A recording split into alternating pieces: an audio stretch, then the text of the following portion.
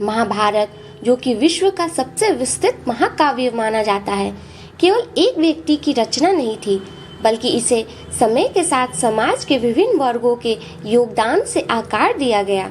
इसे बनाने और संकलित करने में ऋषियों, कथावाचकों, लोक गायकों और साधारण जनों की महत्वपूर्ण भूमिका रही। यह महाकाव्य न केवल युद्ध की गाथा है, बल्कि समाज की विविधताओं, आदर्शों और सांस्कृतिक मूल्यों का भी प्रतिबिंब है। मौखिक परंपरा की भूमिका। महाभारत की रचना की शुरुआत मौखिक परंपरा के रूप में हुई।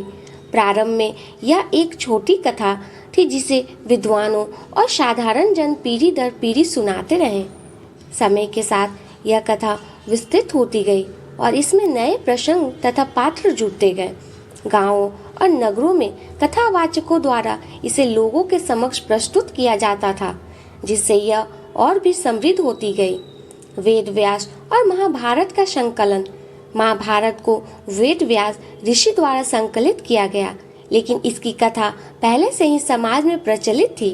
वेद व्यास ने इसे एक संगठित रूप दिया और उसके शिष्यों तथा अनुयायियों ने इसे आगे बढ़ाया।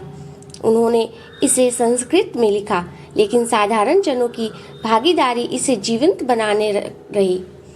साधारण जनों की भूमिका। महाभारत केवल राजाओं और योद्धाओं की गाथा नहीं, बल्कि इसमें साधारण जनों की कहानियां भी है। विदुर, कर्ण, एकलव्य, द्रौपदी जैसी विभूतियां समाज के विभिन्न वर्गों से आई और उनकी कथाएं इस महाकाव्य का अभिन्न अंग बन गई। इसके अलावा इस महाकाव्य में किसानों, शूद्रों, वनवासियों और स्त्रियों की भी प्रमुख भूमिका है, जो इसे व्यापक बनाती है। लोक कथाओं और जनमानस का प्रभाव। महाभारत के समय 7 विभिन्न स्थानों की लोक कथाओं से प्रभावित हुआ।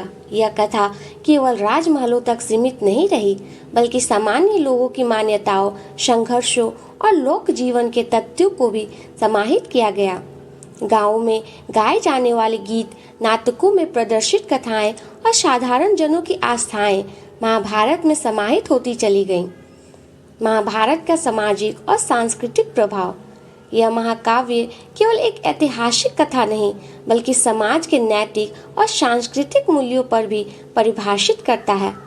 महाभारत ने साधारण जनों को उनके अधिकारों, नैतिकताओं और धर्म के प्रति शिक्षित किया।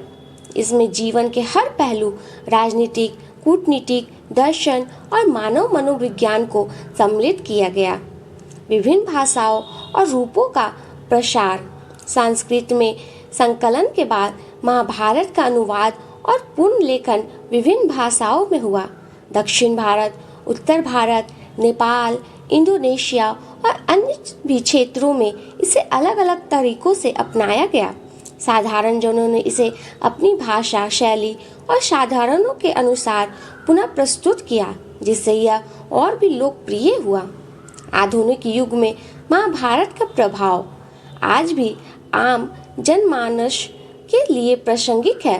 कथावाचक, टीवी धारावाहिक, नाटकीय रूपांतरण और अन्य माध्यमों से इसे बार बार दोहराया जाता है। यह महाकाव्य न केवल प्राचीन भारत की झलक देता है, बल्कि आधुनिक समाज को भी दिशा प्रदान करता है। महाभारत की रचना और उसका विस्तृत साधारण जनों की सहभागिता के लिए बिना संभव नहीं थी। यह एक जीवंत महाकाव्य है जो समय के साथ विकसित हुआ और समाज के हर वर्ग ने इसे अपनी दृष्टि से प्रभावित किया। यह केवल एक युद्ध की कहानी नहीं, बल्कि मानव जीवन की गहराइयों को समझने का एक माध्यम है। यह प्रारंभिक लेख महाभारत के निर्माण में साधारण जनों की भूमिका को दर्शाता है।